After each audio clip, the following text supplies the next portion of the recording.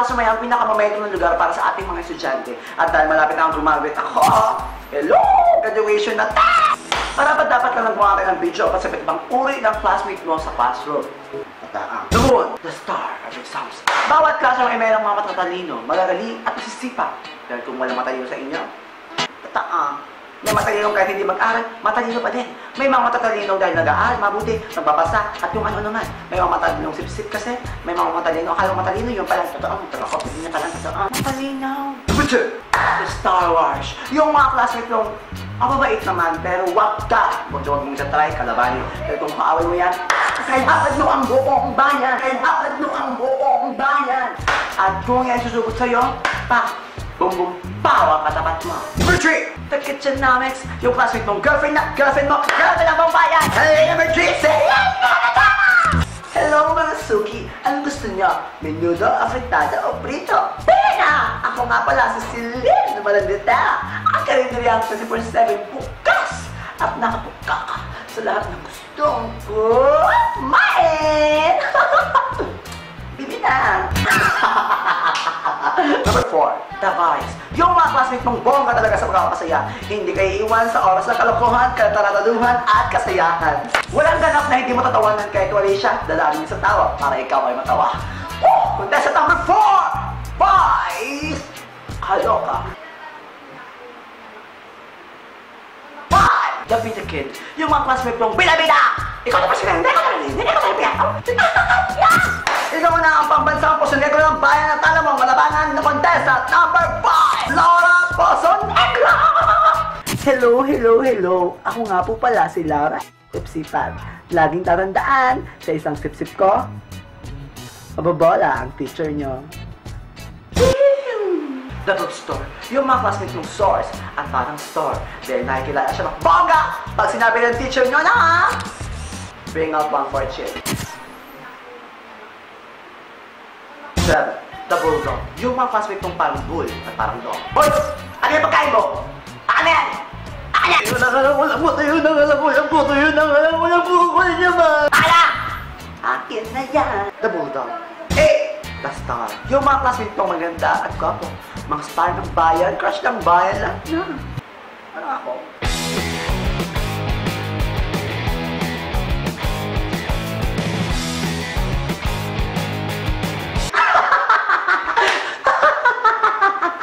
Yung kahit hindi magpulbo, shit! Ay, yummy! Bakit pala ng ilong ko? Ito, No! The insect repeller. Yung mga classmate mo, lawan kayo palagi ng blind items. Jutok, madyo yung jininga, may juga, may judagot, may juta. Ang babaho nyo. Ang babaho nyo! Ang babaho nyo. Ang babaho nyo. Tao kayo maraming basura. 11, the grannies. Yung mga classmate ng mga galing kumanta at palagi nagsimula ng mga nota. At pag siya nagsimula ng kumanta, boom! Lahat na, glee? Well, the display. Yung mga classmate mo, hindi mo malang maramdaman ang classmate mo parang andyan para sa magsaya din! Hello! 13, the shumetsu. Ang classmate mong parang shumet na shih tzu. Shit. Pasintabi po, yung mga classmate mong hindi kagandahan yung mukha. Pero wag kayo ito sa star ng classroom at star din, lalo na pag-oras ng laitan. 14, the diva. Yung mga classmate mong di ba kagandahan, pero kung makaasta, piling maganda. Wala namang laman ng bulsa. Ang arte mo! Problema na yung mukha mo! Problema na yung galing mo! 15, the boom boom pow. Yung mga classmate mong major star pag may recitation. At pag tinawag ni ma'am, boom boom pow! Boom boom boom! Boom boom boom boom boom! Ang boom boom mo! Boom boom boom pow! The shell. Yung mga classmate mong pabebe, pabata, isip bata, didede pa ba yan? Nagdidede pa ba yan? The toot. Yung mga classmate mong merong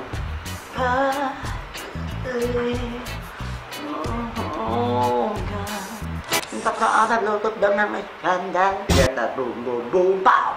Boom boom boom pow! Boom boom pow pow pow pow pow pow pow pow pow pow! Ang isang classroom ay binubuo ng iba't ibang barkadahan. At regardless ng grupong yan at ng seating plan, may 3 dibisyon ang mga upuan.